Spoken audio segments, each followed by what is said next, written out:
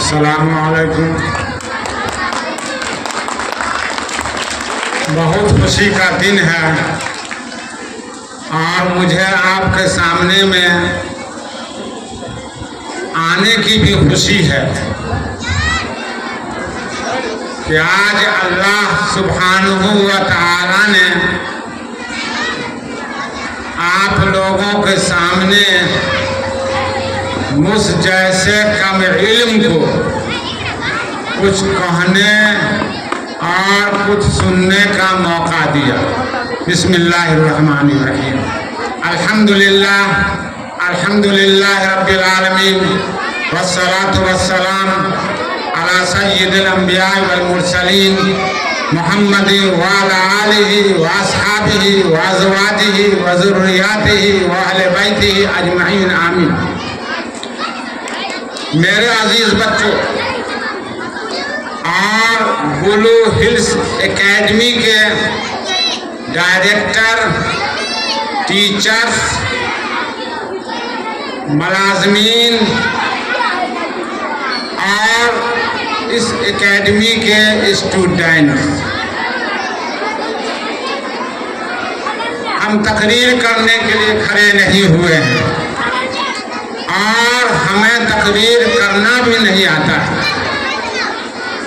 ہاں، کچھ کہنا میں چاہوں گا ضرور. وہ یہ کہوں گا کہ 1857 عیسوی کے بعد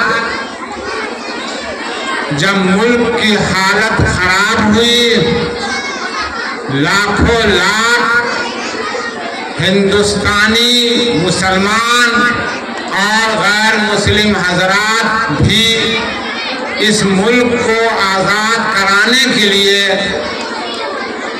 شہادت کا جام جب انہوں نے پی لیا تو ملک میں یتیم بچوں کی تعداد بہت زیادہ ہو گئی. یتیم بچے بہت ہو گئے ملک میں. اب کسی کی ہمت نہیں ہو رہی تھی کچھ بولنے کی یا کچھ کرنے کی. چراغ ٹمٹما رہا تھا اور وہ بھی آندھی میں، طوفان میں ٹمٹماتا ہوا چراغ تھا.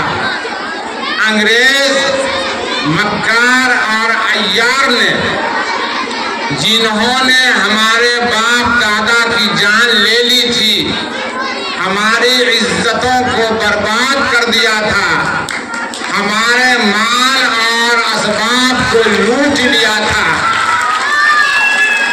تو انگریز کے لوگ گھر گھر جا کر ہماری ماں سے بچے پھسلاتے تھے کہ یہ بچہ ہم کو دے دو،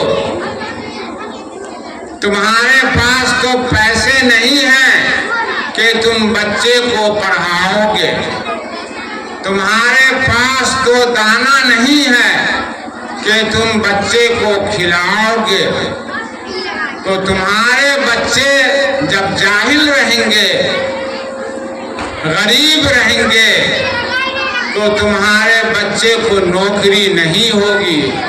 تم اپنا بچہ ہم کو دو، ہم فری میں تعلیم دیں گے، ہم فری میں کھانا دیں گے اور اس کو ہم نوکری بھی دیں گے. یہ 3 باتیں انگریز نے کہی. تو اس زمانے کے جو لوگ تھے، مولانا محمد قاسم نانوتوی، مولانا رشید احمد گنگوہی اور بہت سارے لوگ تھے، انہوں نے جب یہ دیکھا تو کہا کہ ان انگریزوں نے ہمارے مال کو ہم سے چھین لیا، ہماری جان کو ہم سے چھین لیا، اب یہ انگریز چاہتے ہیں کہ ہم سے ہمارا ایمان بھی چھین لیا جائے. تو اسی کے اگینسٹ میں مولانا محمد قاسم نانوتوی رحمت اللہ علیہ نے ہندوستان کے ایک گمنام جگہ جس کو دیوبند کہا جاتا ہے، سہارنپور ڈسٹرکٹ کے اندر میں उन्होंने एक छोटा मोटा मदरसा अनार के पेड़ के नीचे एक उस्ताद और एक शागिर्द से उन्होंने खोला और वो घर घर जाकर के कहते थे कि अपना बच्चा दो, हम बच्चे को तालीम देंगे मुफ्त में, हम बच्चे को खाना देंगे मुफ्त में, और तुम्हारे बच्चे को हम नौकरी भी देंगे। तो मौलाना घूम घूम करके और उस जमाने में उस छोटे मोटे मदरसा को जो कि अनार के पेड़ के नीचे कायम हुआ वहाँ कायम किया। इधर सर सैयद रहमतुल्लाह अलैह ने अलीगढ़ में एक छोटा मोटा मदरसा कायम किया, जिस मदरसे का नाम मदरसतुल उलूम रखा। बाद में जाकर के वो मदरसा ओरिएंटल पब्लिक स्कूल हुआ। फिर जब तरक्की किया तो ओरिएंटल कॉलेज हुआ। फिर जब तरक्की किया तो अलीगढ़ कॉलेज हुआ। फिर जब तरक्की किया तो मुस्लिम यूनिवर्सिटी अलीगढ़ हुआ। इसी तरह से देवबंद भी सारी दुनिया में जब इल्म के शम्मा को उसने रोशन किया तो इधर देवबंद, इधर अलीगढ़, और ये तहरीक चलती रही। देवबंद मदरसे के ऊपर मदरसे की चादर को डाल दिया गया कि ताकि अंग्रेज मलऊन की निगाह बद से हमारा ये मदरसा बचा हुआ रहे। उसके लिए उन्होंने मदरसे की चादर उड़ा दिया। नहीं तो असल में वो मदरसा नहीं था, बल्कि वो फौज की छावनी थी जहां मुजाहिदीन तैयार होते थे अंग्रेज जाबिर जालिम के खिलाफ, जहां से नई नई तहरीकें उठती थी हिंदुस्तान को आजाद कराने के लिए। मेरे दोस्तों, जब ये काम हो गया तो समझिए कि ये इल्म की रोशनी इस तरह से आज सारी दुनिया में चली है। हमारे उस्ताद मौलाना रियासत अली बिजनौरी मरहूम का एक शेर मुझे याद आ रहा है आज़ादी से मुताल्लिक। उन्होंने कहा कि 100 बार सवारा है हमने, 100 बार सवारा है हमने इस मुल्क के गैसुए पर हमको। ये अहले जुनू बतलाएंगे क्या हमने दिया है आलम को। मेरे दोस्तों, वक्त कम है, बच्चों का प्रोग्राम होना है। असल मकसद ये है, हम तो डॉक्टर अनवर अली साहब के हुक्म पर यहाँ पर आ गए हैं। मेरे कहने का मकसद ये है कि गरौल गांव में आज मेरी उम्र 70 के करीब होने के लिए जा रही है। हमने गरौल के अंदर में जिहालत बहुत देखी, लेकिन अल्लाह ताला जज़ा खैर दे डॉक्टर अनवर अली साहब को। इनके पास माल की कमी नहीं, खाने पीने की कमी नहीं, इज्जत की कमी नहीं, लेकिन इन्होंने इस परेशानी के आलम में इन्होंने सोचा कि किस तरह से हम गरौल से जहालत की तारीकी को ख़त्म करें।